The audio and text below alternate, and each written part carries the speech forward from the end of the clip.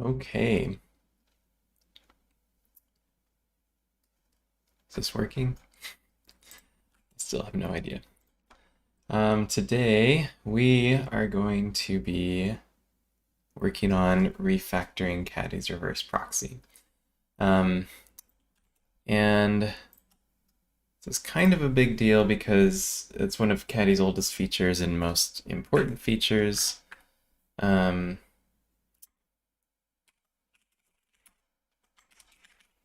And we have some feature requests that are piling up, and we also have some sponsored work that is going to be using this, these changes. And so, make that bigger. Okay. So anyway, I'll try and watch the chat. There's probably a lot of latency though, so don't be surprised if it takes me a while to see things. And yeah, so there's a company that's sponsoring some changes to get a new feature into the reverse proxy. So that feature is SRV lookups and using SRV records to get basically to update the current list of upstreams. So a little background. When you configure Caddy's reverse proxy, actually, we go here. Reverse proxy here. So when you configure Caddy's reverse proxy, there's a bunch of things, but you'll give it a list of upstreams. So these are the backends that you proxy to, and they basically each have a dial address, a network address. But we also have this option for lookup SRV or serve.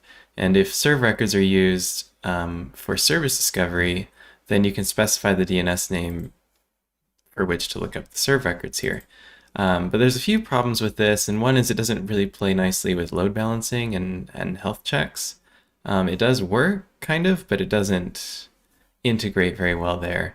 And we also have a few issues that are actually related I want to knock out with this refactoring.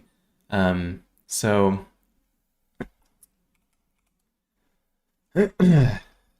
an issue here that the SRV lookups use only the first response.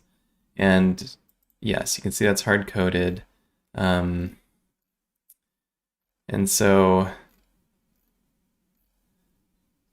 yeah, it's a working implementation, but it's kind of limited. So I'm just trying to refresh here. We need to do better with this. And you can see Mohammed and Francis have kind of done some work here investigating this issue. So Mohammed suggests that a module implementing proper serve functionality would most likely be in the selection policies namespace. So basically a load balancer module. And the upstream struct needs to be extended with members representing weight and priority as received via the SRV lookup. And that is probably true. So it already has commented fields for header affinity and IP affinity, which is also true because I thought that could be cool, but we never had requests for it, so I never implemented it. Francis is mentioning this kind of goes hand in hand with 1545, which is using multiple A records to load balance for a single host name. This is an old request from like 4 years ago, almost 5 now, and this was before Caddy 2, so there's a bunch of discussion here. I'm like, why is this useful? Basically, I think the idea is they want to create multiple A records like this and have them all become load balancing targets. And that's fine. That's kind of, I mean, that's not something I had thought of, but I guess there are tools that use this functionality. So I think we can knock out SRV and multiple A records in kind of one go here. Let's see, we've also got this issue that the lookup serve resolver is still using the systemsresolve.conf. Um, and yeah, okay, this might come later in the process, but we should probably look at this when things are more finished. And then proxy load balancing retry issues. So Francis brings up this point where it's easy to like misconfigure the retries with different durations and such, and it's not super intuitive, or the way it works isn't always optimal. And I think he makes some good points. Again, we might I need to reread this issue more, but we'll be considering this. And then this last thing that I want to consider is this pull request add an ID field for upstreams. And so this is rooted in the idea that health check is not separated for same upstream. So this was kind of a weird issue, I thought, but interesting case I hadn't really considered, is that basically he's got the same backend, so it's the same dial address, which in Caddy's reverse proxy, we differentiate different backends by the dial address. If it's the same, if you dial it with the same address, same IP, same port, then it's the same backend. But in this case, he's got a couple of different reverse proxy handlers, and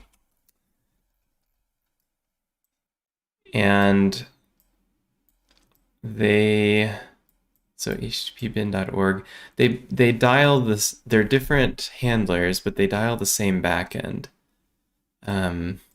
And he is wanting to differentiate the health status of these. So the way the reverse proxy is currently implemented is if a backend goes down, again, keyed by its dial address, because this one is the exact same as this one, if that goes down, then it's down for all of the reverse proxies that are trying to access it. And I think that makes sense because a backend host is either up or down. Except that in this case, he has active health checks configured, and he wants, because active health checks have different endpoints, he wants the health status to be different so that the backend is actually up for one handler and down for another, potentially. And the reverse proxy doesn't currently support this because it associates the down status with the dial address.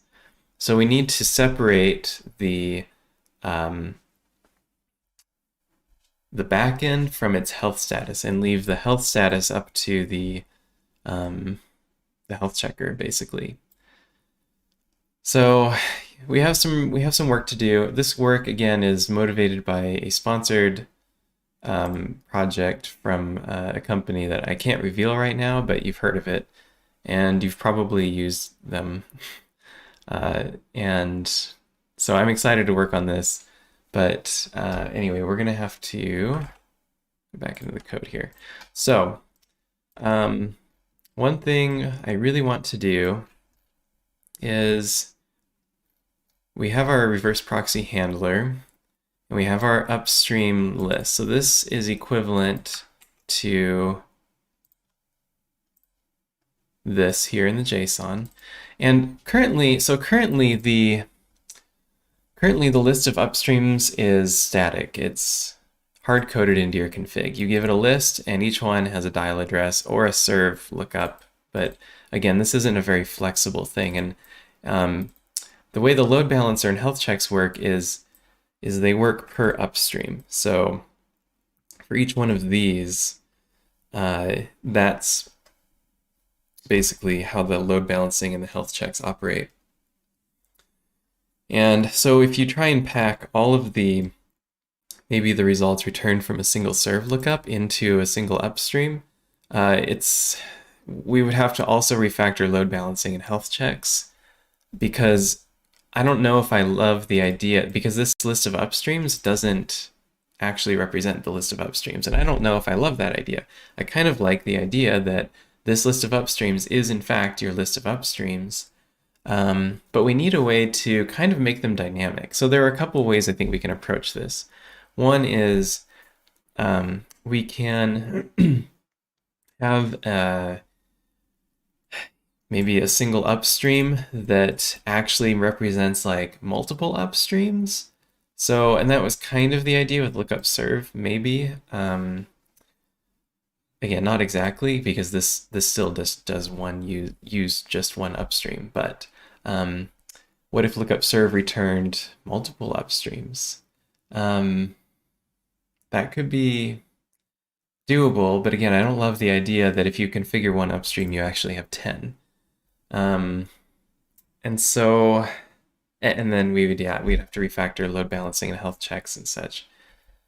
It would be kind of nice if this list of upstreams was dynamic.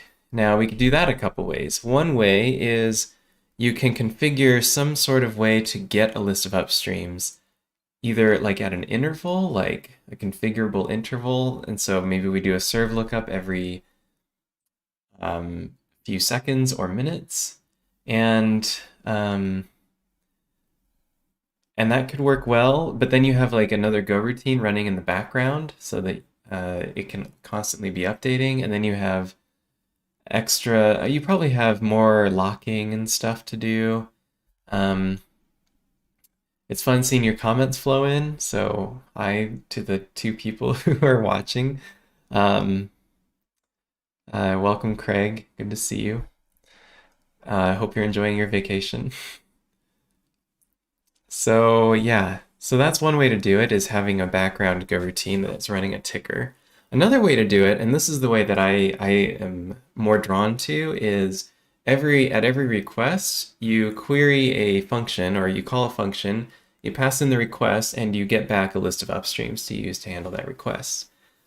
And I like this idea a little more because I think it gives you some neat options. One, you can have this function kind of pick and choose which upstreams to return. So if it could look at the request and then maybe make some decisions there about where it wants to route the request. So you could kind of override the load balancing in a sense. And hey, Garrett, welcome to the chat with the 1 or 2 other people who are watching. And so you could kind of have this function also be a director of sorts, in that it can choose where the request goes. And it's not constrained to a static list of upstreams. This also works for the, oh, Francis. Yeah, your YouTube username is nothing like your other usernames. How do you even pronounce that? Anyway, so yeah, Francis is one of our main helpers and collaborators. You've probably seen him on the forums. Project would be kind of dead without Francis because I'd be overwhelmed. So yeah, and then Craig is here and he's involved with this work that is going on, so that's exciting. And he's on vacation. So everyone wish him a happy vacation. Anyways, so I kind of like this idea because yeah, you're not constrained to a static list of upstreams. You can kind of pick and choose which upstreams want to even be made available, even be considered for load balancing for each request. And you can still update a list of, like a cached list of SRV upstreams. So you could, once a request comes in, the function gets called, you can look for, you can do your serve lookup and then cache that for some time. And then the requests that come in shortly thereafter, you can just reuse your cached results. And then maybe another request comes in after some interval, and then you're like, oh, actually I need to update my list of upstreams. And so it's kind of like a passive or lazy loading in a sense. And so I kind of like that idea. So only problem is, where do we configure this? This upstreams field is unfortunately a list. It's a static array. And I don't want to change it. I think, and this is unfortunate because I don't want, this would be a massive breaking change. It would probably break like 99% of people who are using Caddy with a JSON config. Because this wouldn't necessarily change the Caddy file, but people who are using JSON directly would break like everyone, because almost everyone is reverse proxying. And so we would probably need some sort of field, a little different here.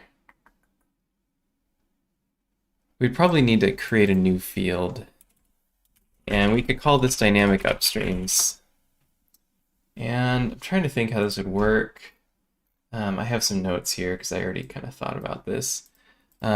This would probably be a module. So this is something that, because there are different ways you could get a list of upstreams to use for a request. And so the way this works is, it's kind of like your circuit breaker or your transport. This could be anything. We don't really know what this is, so it's a json.raw message. And we can call it, I guess for now, we'll just call it dynamic upstreams. And I mean, it sucks that there are two upstreams and dynamic upstreams. We could probably find ways to like have these both work together, or you could just configure one or the other. And then we have this, for a module field, we have this nifty little tag where we specify a namespace. So this is, modules would register themselves in this namespace. Upstreams, I guess, which this is already a, actually the singular version without the S at the end is already a namespace for when the proxy has selected an upstream. It populates values about that upstream in placeholders so that you can use them in your config if you want to, for example, log which upstream was used or something, or like, I don't know, you have that available in your config.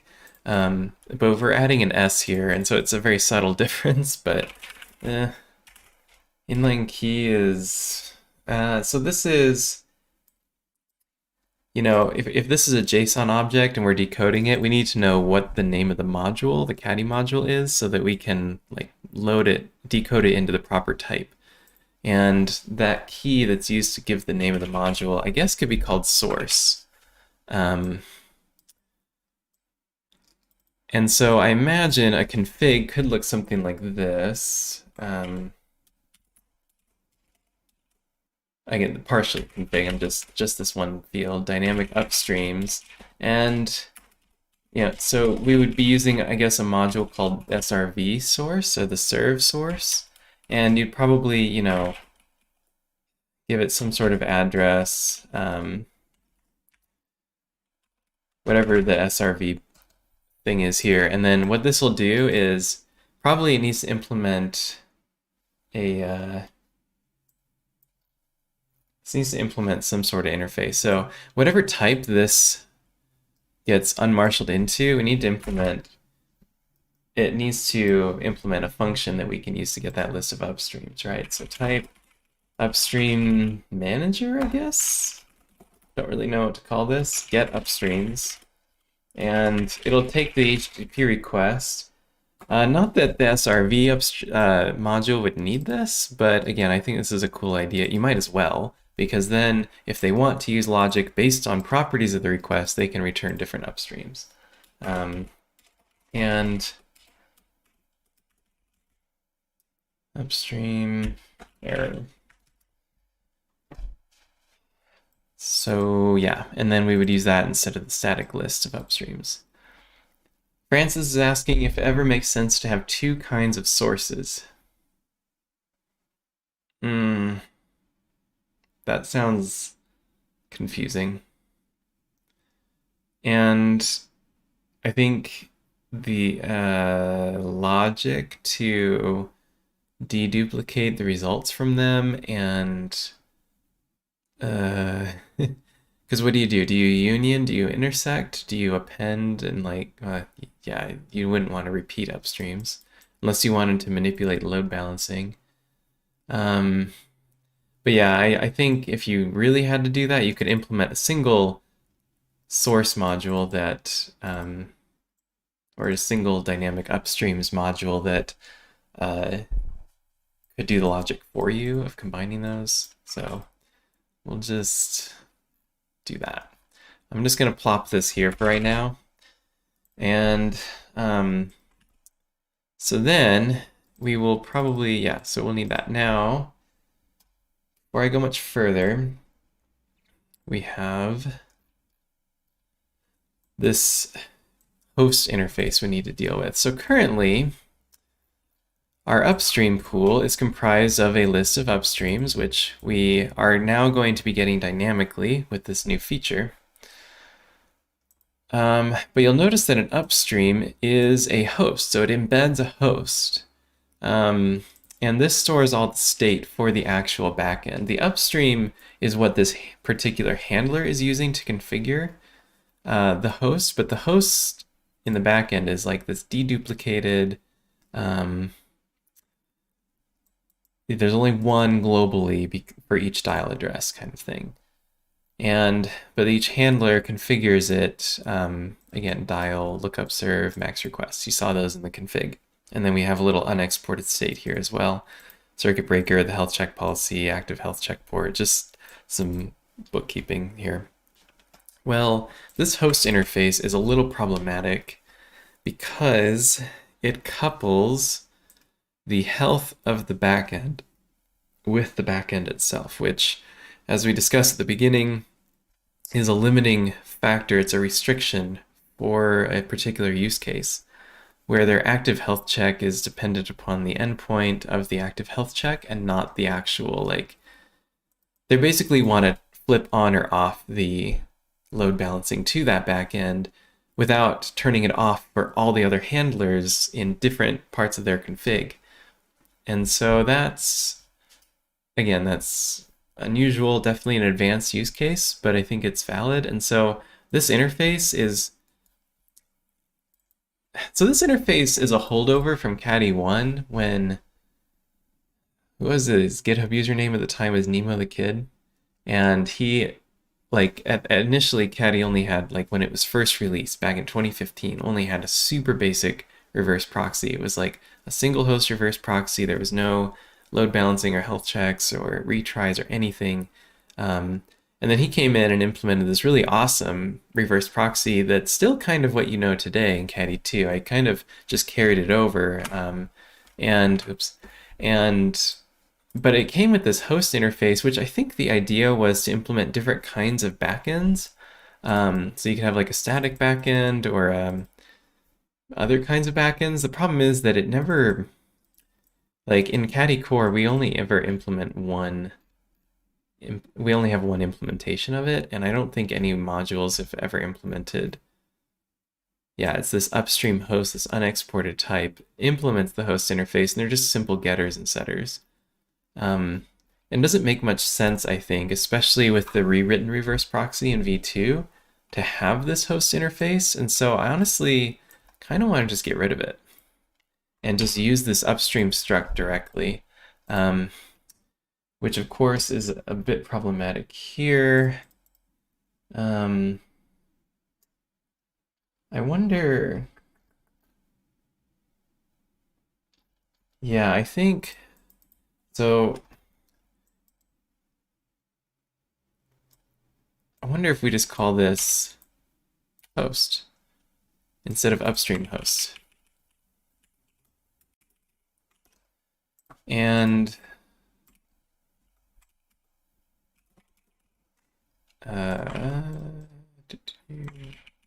it's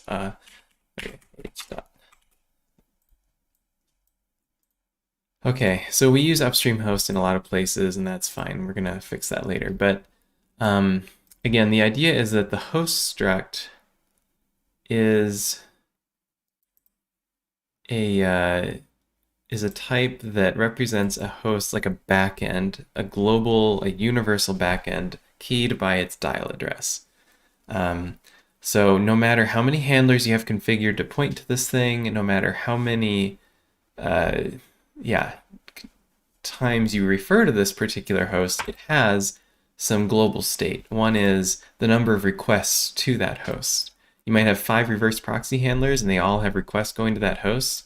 Well, that host has a number of requests, and if each handler is keeping count separately, you're gonna like lose track of things. Same with fails. Like that host is fails is incremented if the host returns responses too slowly, or the wrong kinds of responses, or gives an error when responding or something. And again, those are global, I think, because yeah, I think that's, well, maybe that's not. I think it is though, because again, if it's like taking too long to respond, yeah, I think that's global. Whether you consider now at which number of fails you count to be a down backend, that's a different story. But I think the number of failures that it has is still a global kind of absolute truth thing. Now, unhealthy, this is something that is going to be a problem because whether the host is up or down is not necessarily not necessarily associated with it. This is where it gets tricky. So let's say you have two reverse proxy handlers and they have different health requirements.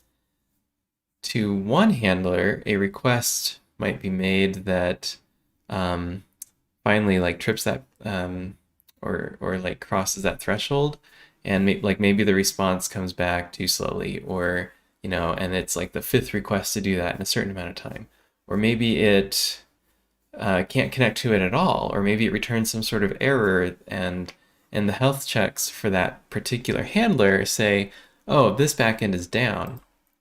But the other handler might have different health check requirements. And to that one, it's not down yet.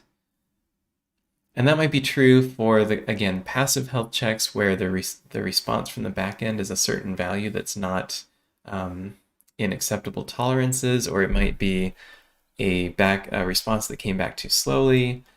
But I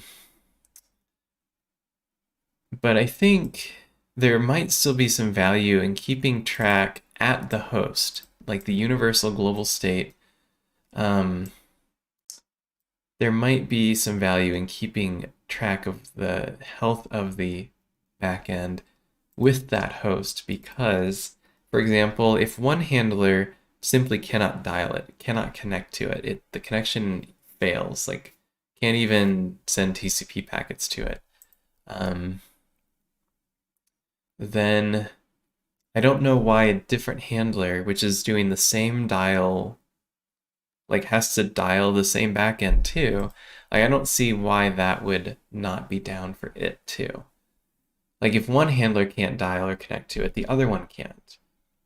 And I think it would be most efficient if when one handler discovers that, all the other handlers benefit from knowing that it's definitely not available right now. Which again is different than knowing whether certain HTTP response came back too many times or whatever. So maybe we'll keep this.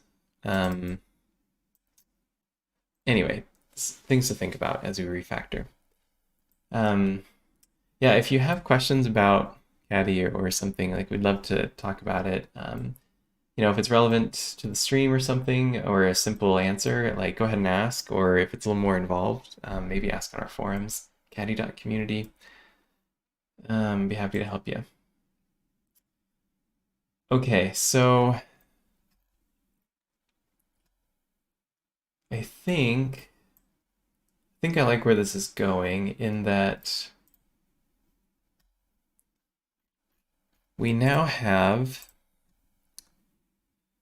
you can specify a static list of upstreams, which is what everyone's doing right now, or you can specify a dynamic upstream module, which for every request will give you the list of upstreams. So if we were to implement that, what would that look like? That actually might not be too difficult here. Let's see.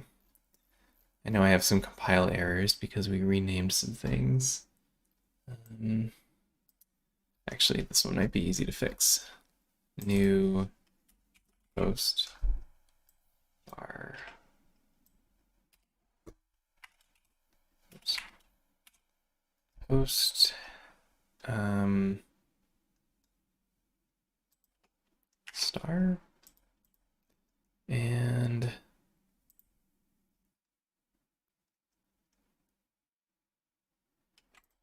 Oh, yeah, that needs to be a pointer.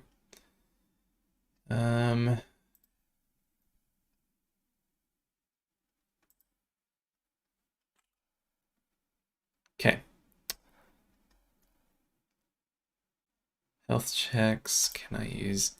So now, yeah, I broke all the health checks and load balancing tests. I'm not too worried about all that right now, though. And the admin endpoint, yeah, okay. So I broke some stuff because of the rename, but we're shifting things around. We'll get back to that. So this is all Caddy's provisioning code for the reverse proxy. I think I'm going to come back to this. I'm curious what it looks like when actually serving an HTTP request. So the proxy gets an HTTP request, and where is, I wonder, our first reference to the upstreams? So here we do a bunch of stuff to get ready to handle the request. We time it, and then we start our proxy loop. This is our retry loop, and this is where all the load balancing and health checks and error handling happens. And it looks like this is our first reference right here at the beginning. We select an available upstream. And so we pass it conveniently, and this is maybe serendipitous, that when I designed Caddy 2, the load balancer modules took the list of upstreams as opposed to referencing like a hard list. So we can actually pass in for every individual request kind of this dynamic list of upstreams. It doesn't matter. And actually, so this is kind of an interesting idea because these selection policies, these load balancing, which are load balancers basically, we have all these different ways of load balancing, and they're all pretty simple. But they don't have like any state. So if you look at the type definitions, random selection, there's no state. Which is awesome because it just literally selects a random host from the pool. And oh yeah, and a little tricky, we do use reservoir sampling. This is an awesome little algorithm. If you are not familiar with it, you should learn about it because it's really nifty if you want to give each thing an equal weight or opportunity without knowing how many things you have. And yes, we do have the entire list here, but we do not know how many of them are available. And so that's why we use reservoir sampling, and so we get an equal distribution in our random sampling here. So that's like really easy, and the point is that random selection doesn't have any state. Random choice selection doesn't have any state. It has a configuration of how many to choose, but no state really. Least connections is the host with the least number of connections. Again, no state. It's just you iterate, and again, with reservoir samplings, you choose the one with the least number of connections. Round robin is the only one, I think, that has state, and this keeps basically a pointer. So round robin, as you know, goes 0, 1, 2, 3 to n, and then just goes back to the beginning. And so it just iterates one after the other. And so it has to keep a pointer or an index into where its next host in the list, starting at 0. So it's really easy. You just increment it and modulo the size of the pool, and if it's available, you return it, otherwise you try the next one. So this is the only one that would be affected by the fact that the input is changing. This pool is potentially different for every request. It might throw off your round robin load balancing. This is not our default load balancer, and if your pool is somewhat stable, it's not going to have a noticeable effect. But yeah, if your pool is size 2 and then size 10 and then size 8 and all the load balancing or all of the backends are in a different order every time, then yeah, your round robin load balancing is not going to work super well. First selection has no state. IP hash selection has no state. URI hash selection has no state. Header hash selection has no state, only config. So yeah, load balancing will not be adversely affected for the most part by a dynamic list of upstreams. So instead of h.upstreams, I think this is where we would probably, before the loop, we probably only need to do this once, get the list of upstreams for this request. So it's like upstreams would be h.upstreams by default, but if h.dynamic upstreams is not nil, actually, I forgot, when, scrolling way up. So when a config field, when a handler field has these modules, these JSON raw messages, in provisioning, we do need to unmarshal them and load them into a struct. And you'll see at the bottom here, we store the actual transport, the actual circuit breaker, and here the actual dynamic upstreams yeah.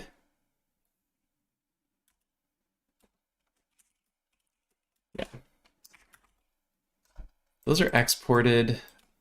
Oh, probably so that like other modules can configure this, because their verse proxy is such a fundamental important. So we probably should export this too.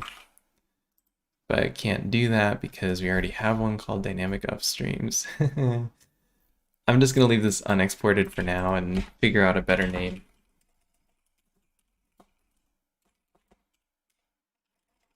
Without naming.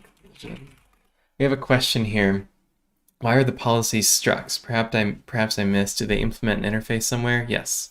So they are structs, and they all implement at the very bottom.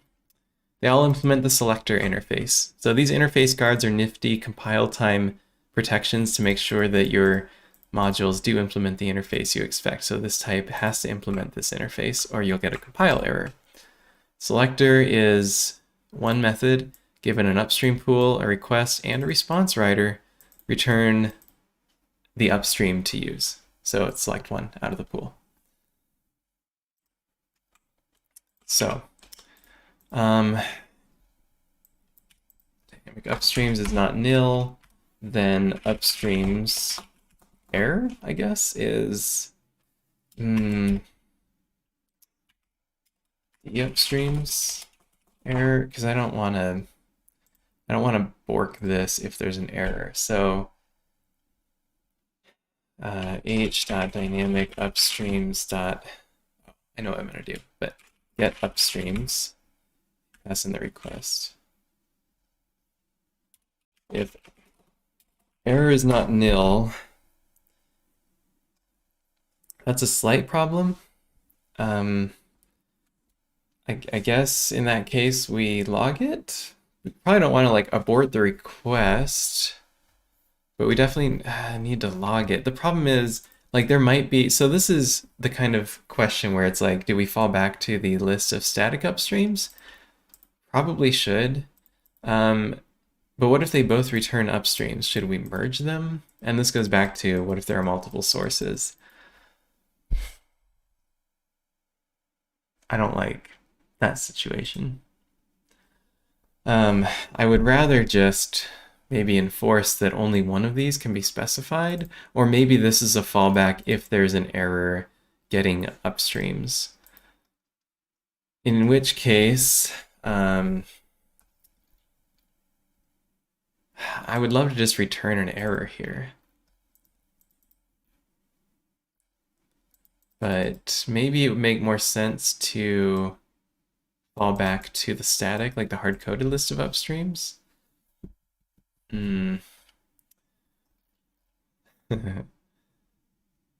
Okay, maybe we'll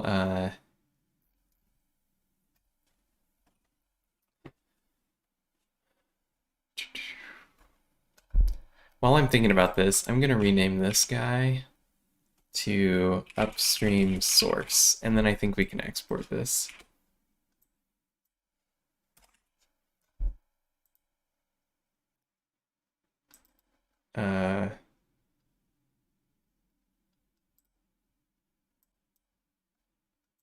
Upstream manager.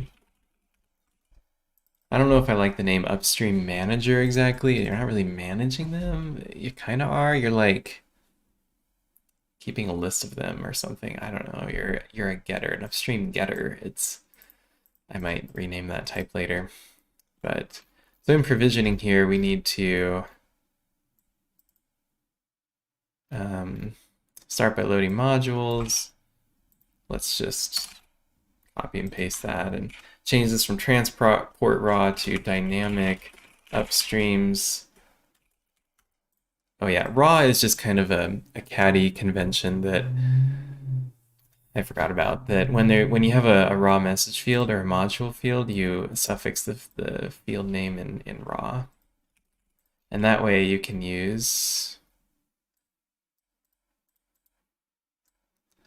the not raw version for the decoded version. So I guess you could do that. Yeah, totally forgot about that. It still appears in the config as dynamic upstreams. You don't use the raw thing in your JSON. We just use that to differentiate the raw JSON from the decoded module. Loading dynamic upstream source module, I guess. h.dynamic. Maybe I should call it upstream source instead of dynamic upstreams. I don't know. And then this module is an upstream manager. Okay, cool. So back down to serving the request. Dynamic upstreams.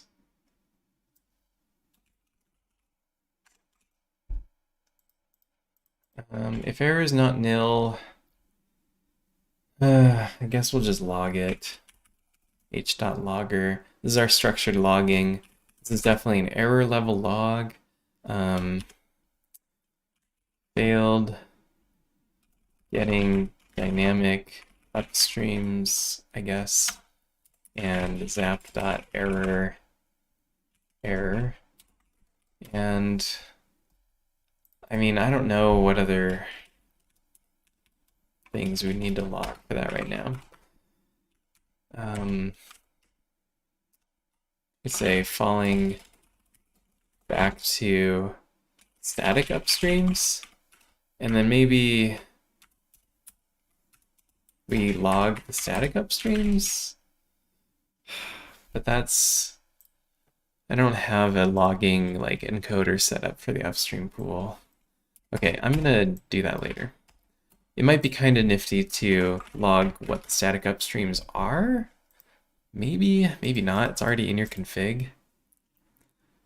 Francis suggests calling it upstream provider. That's not a bad idea. I'll revisit that probably off the air. So if error is not nil, then that... But if it is nil, then upstreams equals the upstreams.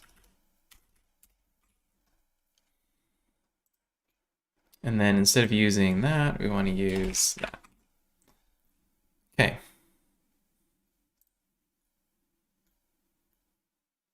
That might be all there is to that.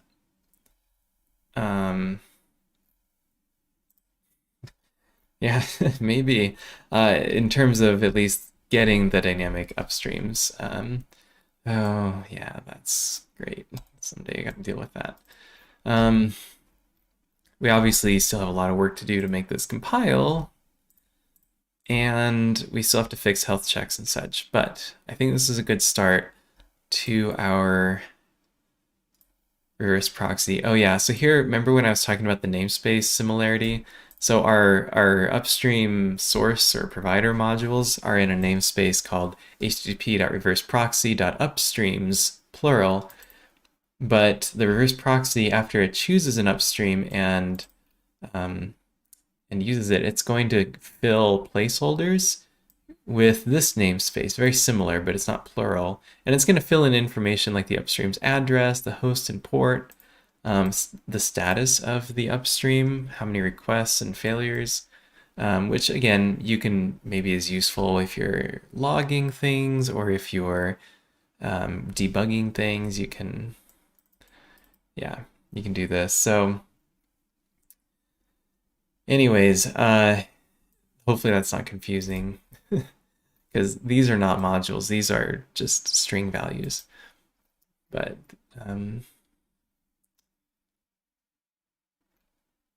yeah, upstreams. Yeah, I think that might be all there is to that. Obviously, we need to fix health checks and decouple certain types of down status from the actual upstream. And again, we're differentiating here. Upstream is a particular instance of a dial address and like the maximum number of requests that are allowed to this upstream. So upstreams are like per handler. Hosts are global. So all the upstreams that dial the same backend refer to one host struct, one host instance that shares this state. And you can see that here in provisioning, where we set up the upstreams and we iterate the static list of upstreams. And we use this global usage pool where we serialize the upstream as the key, which again is just the dial address. And yeah, and we set up the health checks for it. So the health checks are associated per upstream. So this is going to need some work, because with a dynamic list of upstreams, we're going to have to keep some state. So this is one tricky thing. If in worst case scenario, every request has a different upstream that's provided for it or returned from that function, the list of upstreams and list of state we would have to keep would grow unbounded, which would obviously crash your server. And so we're going to need to be careful as we, probably not in today, but in the next live stream, we're going to have to be careful to handle the health check state and whatnot for each host so that it doesn't grow unbounded and doesn't crash our server. Right now we have stuff. Where is that? Maybe it's not here. Maybe it's over here. Yeah. So we have a global pool or map of our backend hosts. It's the global repository for hosts that are currently in use by active configurations. So 1 handler, 10 handlers, they all use, ultimately, the state for the backends is stored here. And so if we don't want this to grow unbounded, to have 10, 100,000 things in it, especially if each one is only used once, again, really bad worst case scenario, we need to have a way of like evicting items from this pool. And that's going to be interesting, doing that. I'm not sure how we'll approach that yet. But and I think this is something I would have done when I initially wrote Caddy 2, is having like dynamic upstreams, because I wanted everything to be modules. And most things are modules, but then you encounter questions like this and you're like, that's a lot of work. I'll do that later. So now I'm doing that later, and that kind of sucks. But this is fun. I think this has a lot of potential. Maybe next time we'll work on the health checks and getting this to compile, or maybe next time we'll work on the actual SRV backend, or the actual SRV module that implements the SRV lookup. And we'll have to consider, because we'll have to consider what serve records have. It's really small. They have priorities and weights, which I think is kind of funny that they have both values, and they're higher value and lower value. They're like kind of inverted. We'll need to implement that logic and then start making sure that all of these issues, we address them as much as possible.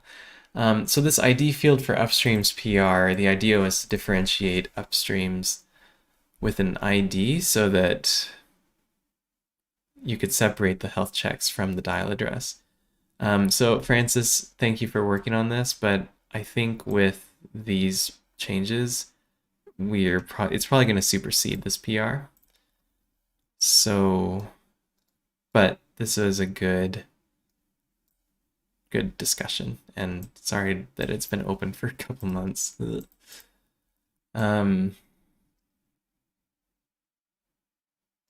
yeah, so these issues are just a summary of what we talked about today. So the reverse proxy is going to get a little more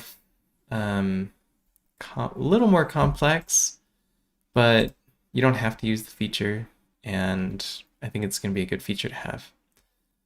So thanks for tuning in today. I think that's all for right now. In one of my upcoming streams, I really want to break down how I found, this is not related to Caddy, but I want to break down how I found um, a data leak, like a personal information leak on a major nonprofit website, and kind of how that process went from finding it and like what was happening there and reporting it. And so that was over a month ago, and I'm still waiting for them to fix it. So that's not a good sign. Yeah, lots of personal information is leaking on that, including like names and birth dates and addresses and email addresses and phone numbers and such. And so like appointment times and places. And so it's I'm hoping they'll fix it soon, but I really want to do a stream on that because I think it was kind of interesting. So tune in next time and let me know what you think in comments or on Twitter. And if you like Caddy, if you use Caddy, especially if your company is using Caddy, please sponsor it. We could really use some sponsorships from businesses that are using it to keep this work going. So thanks very much, and hope you have a good day.